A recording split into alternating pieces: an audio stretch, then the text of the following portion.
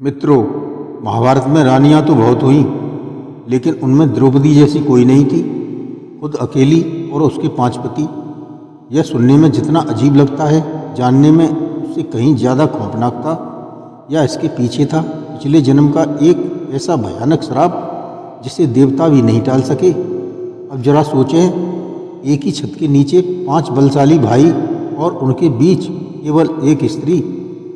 जब द्रौपदी एक भाई के साथ कक्ष में होती थी तो बाकी चारों भाइयों के मन में क्या चलता था? या उनके मन में ईर्ष्या की आग नहीं जलती? या अर्जुन को जलन नहीं होती जब उसकी जीती हुई पत्नी युधिष्ठिर के साथ होती? महाभारत के इतिहास में कुछ ऐसे रहस्य दबे हैं जिन्हें कभी कुरेदा नहीं गया।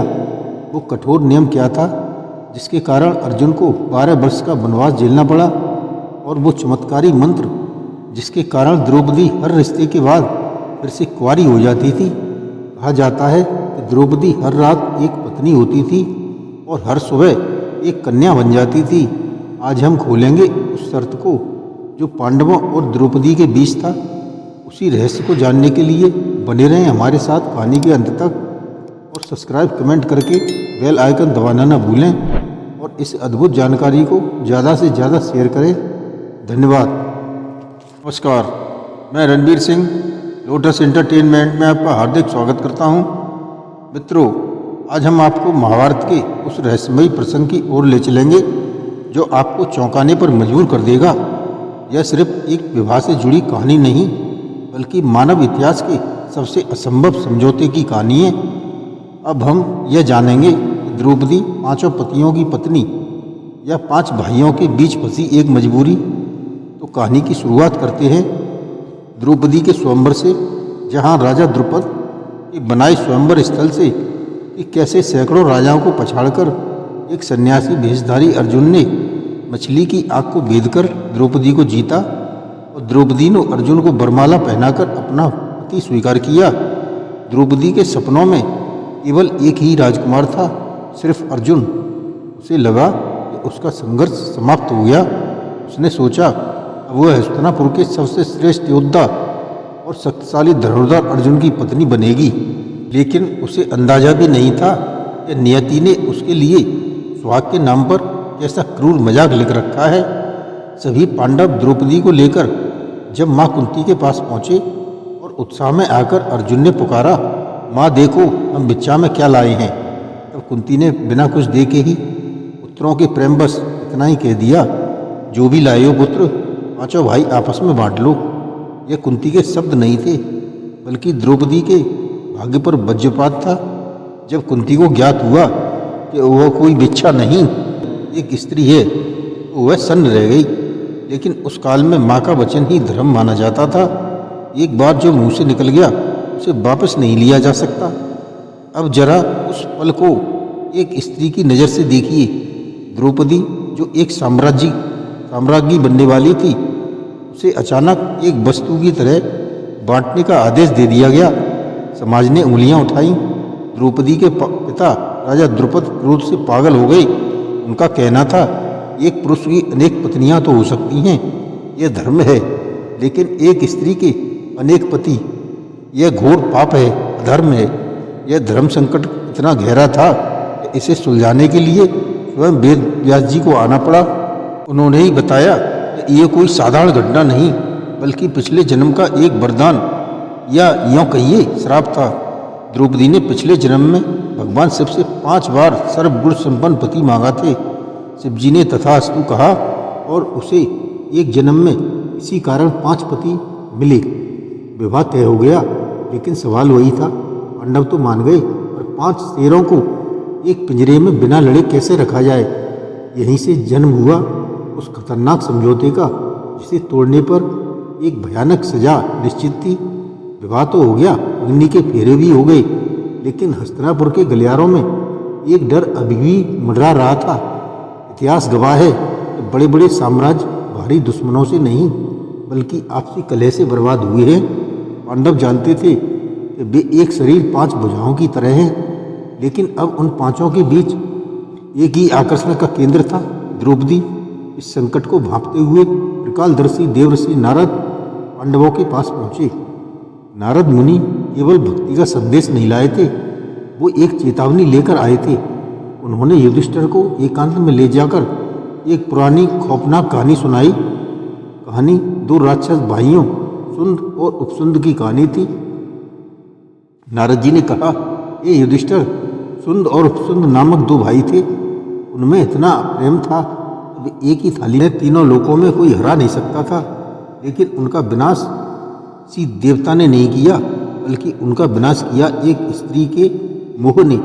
प्लोत्मा नाम की एक अप्सरा को पाने के लिए वो भाई, जो एक दूसरे के लिए जान दे सकते थे, एक दूसरे की जान के प्यासे हो गए और अंत में दोनों ने एक दूसरे को मार डाला। कहानी खत्म करके नारद मुनि ने पांडवों की ओर देखा और कहा, तुम पांच हो और वो एक है। अगर तुम नहीं चाहते कि तुम्हारी हालत भी सुंद उपसुंद जैसी हो तो अभी इसी वक्त अपनी मर्यादाएं तय करो। नारद की इस चेतावनी ने पांडवों की रूह कंपा दी। उन्हें समझ आ गया, महाभारत का युद्ध कुरुक्षेत्र में नहीं बल्कि उनके अपने शयन कक्ष में होगा।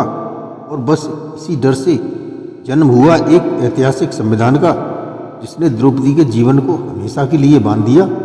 जहाँ एक ही वस्तु के कई दावेदार हों, वहाँ युद्ध निश्चित है। पांडव जानते थे, अगर भाइयों के बीच दरार पड़ी तो हस्तिनापुर का सपना हमेशा के लिए टूट जाएगा।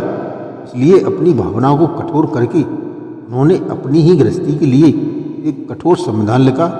एकांतवास का एक नियम बनाया गया।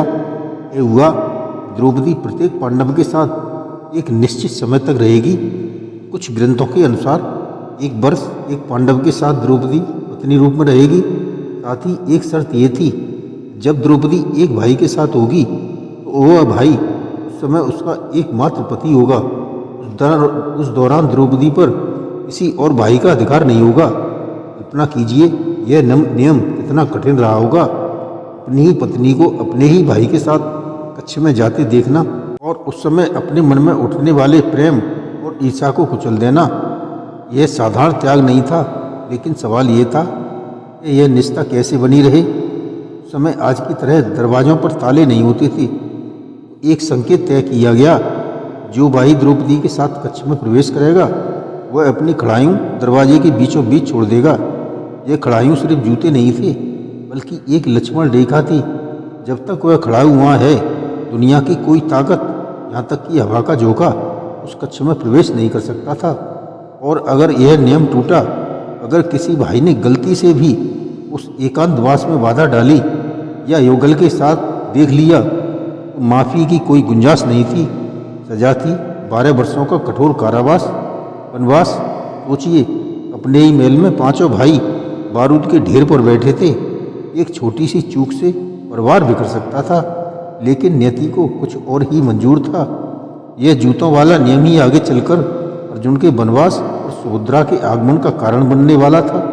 आखिर कैसे? भारतीय संस्कृति में द्रौपदी को पंच कन्याओं में गिना जाता है। कन्या यानी कुंवारी, यह एक विरोधाभास है। एक ऐसी स्त्री जिसके 5 पति थे, उसे शास्त्र पवित्र या कुंवारी कैसे कह सकते हैं? क्या यह समाज की आंखों में धूल झोंकने जैसा नहीं था? जी नहीं, इसके पीछे था भगवान शिव का एक विचित्र वरदान। शास्त्रों के अनुसार द्रौपदी का जन्म अग्नि से हुआ था, इसलिए वह अग्निसुता थी। पांडवों के बीच यह नियम था कि जब द्रौपदी का समय एक पति के साथ समाप्त होगा तो दूसरे पति के पास जाने से पहले उसे अग्नि स्नान करना होगा। यह कोई साधारण स्नान नहीं था। द्रौपदी अग्नि से गुजरती थी और अपने कौमार्य को उन्हें प्राप्त कर लेती थी। हर साल, हर बार वह शारीरिक रूप से उतनी ही पवित्र हो जाती थी जितनी वह अपने विवाह की पहली रात को थी।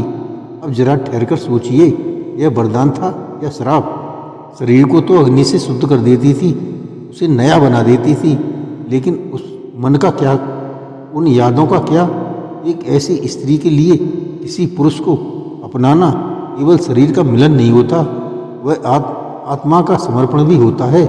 द्रौपदी को हर वर्ष अपनी भावनाओं की हत्या करनी पड़ती थी।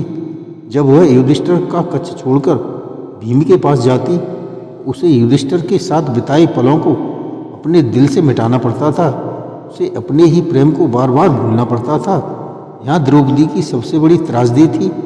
दुनिया उसे कई पत्नियों वाली रानी कहते थे, लेकिन यह सच तो यह था कि वह हर साल एक नई अनजानी वधू बनकर सेज पर जाती थी। उसका शरीर तो कुंवारा रहता था पर आत्मा छलनी हो चुकी थी। नियम बहुत सख्त थे और पांडव पूरी निष्ठा से इसका पालन कर रहे थे। सब कुछ ठीक चल रहा था, लेकिन नियति को यह शांति मंजूर नहीं थी। कहते हैं कि मुसीबत बताकर नहीं आती। एक दिन अनहोनी हो गई। युधिष्ठिर और द्रौपदी कक्ष में एकांतवास में थे। नियम के अनुसार उनके लायु बाहर थे, जो यह चेतावनी थी कि प्रवेश वर्जित है। तभी द्वार पर एक ब्राह्मण की चीख गूंजी, बचाओ, मेरी गाय चोर ले जा रहे हैं, पांडवों मेरी रक्षा करो। अर्जुन, जो क्षत्रिय धर्म के पक्के थे, उस ब्राह्मण की मदद के लिए दौड़े, लेकिन तभी उनके कदम ठिठक गए। एक भयानक सन्नाटा छा गया। अर्जुन का गांडीव और तरकुश उसी कक्ष में थे जहाँ युधिष्ठिर और द्रौपदी साथ थे। अब अर्जुन के सामने धर्म संकट खड़ा था। एक तरफ गृहस्थी का नियम था तो दूसरी तरफ क्षत्रिय धर्म था। अगर वो अंदर जाते तो नियम टूटता और उन्हें 12 साल के लिए अपनी प्रिय द्रौपदी से दूर वनवास जाना पड़ता, और अगर नहीं जाते तो एक ब्राह्मण की गाय चोरी हो जाती, जो एक राजा के लिए कलंक था। अर्जुन के पास सोचने का समय नहीं था। उन्होंने एक गहरी सांस ली और धर्म को चुना, और तुरंत अर्जुन कक्ष में घुस गए। उन्होंने न युधिष्ठिर को देखा और न ही द्रौपदी को। उन्होंने बस गांडीव उठाया और बिजली की रफ्तार से बाहर निकल गई। उन्होंने चोरों को भगाया, गाय बचाई, लेकिन महल लौटते ही उन्होंने जो किया उसने सबको रुला दिया। युधिष्ठिर ने कहा, अर्जुन, तुम विपत्ति में आए थे, यह अपराध नहीं है, मैं तुम्हें क्षमा करता हूँ। लेकिन अर्जुन अपने असूलों के पक्के थे। उन्होंने कहा, भैया, नियम तो नियम है। अगर मैं आज छूट गया तो कल कोई और नियम तोड़ेगा। और इस तरह नियम ने द्रौपदी से उसके सबसे प्रिय पति को छीन लिया। अर्जुन वन को चले गए और द्रौपदी को महल में 5 पतियों के होते हुए भी अकेली रह गई। क्या एक दिल 5 हिस्सों में बराबर बंट सकता है?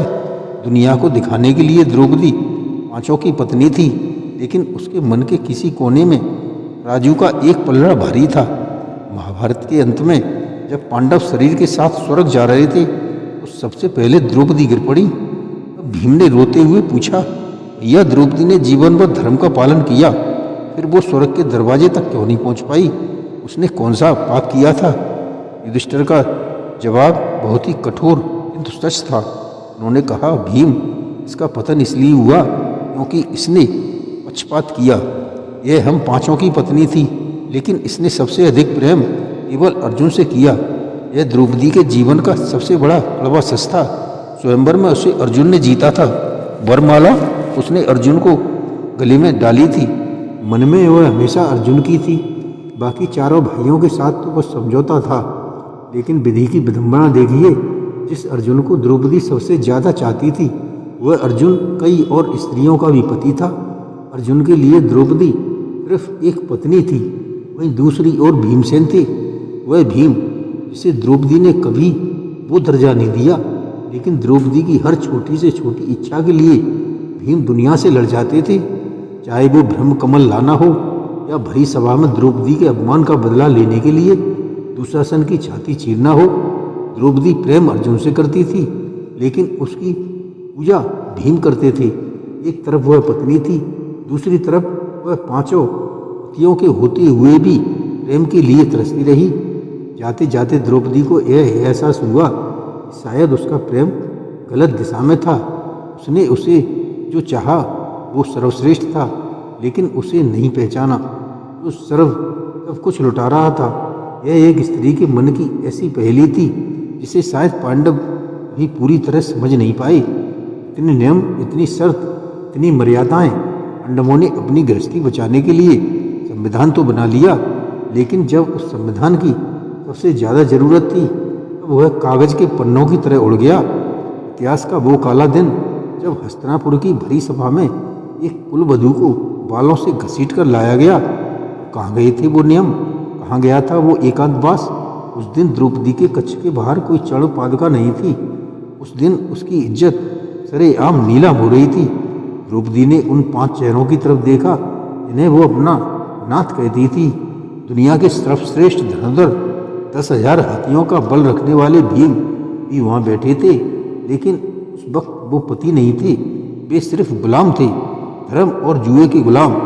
एक पत्नी चीखती रही, पुकारती रही, लेकिन 5 पतियों में से एक भी उठकर खड़ा नहीं हुआ।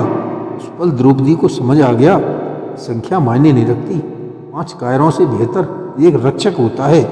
जब पतियों ने मुंह फेर लिया और बुजुर्गों ने आंखें मूंद ली, तो उसने धरती के किसी योद्धा को नहीं बल्कि आसमान को पुकारा। द्रौपदी का वो चीरहरण दरअसल द्रौपदी का नहीं, उन 5 पतियों के पौरुष का चीरहरण था। उसी दिन सभा में कपड़े द्रौपदी के नहीं उतरे थे, नंगा तो पांडवों का धर्म और कौरवों का अहंकार हुआ था। उस घटना के बाद द्रौपदी बदल गई। वह समझ गई महलों की रानियां भी सुरक्षित नहीं होती। वह 5 पतियों के साथ रहती थी जरूर थी, लेकिन हकीकत में वह इस पूरी दुनिया में अकेली थी। इतिहास की सबसे शक्तिशाली और सबसे अकेली स्त्री द्रौपदी का जीवन हमें सिखाता है कि कभी कभी धर्म का पालन करने के लिए खुशियों की आहुतियाँ देनी पड़ती हैं। उसने एक पत्नी बनकर 5 को नहीं बल्कि एक सूत्र बनकर 5 मोतियों को जोड़कर रखा। अगर द्रौपदी न होती तो शायद पांडव बिखर जाते या आपस में लड़ मरते। उसने अपना अपमान को झेल पिया ताकि धर्म की स्थापना हो सके। वह केवल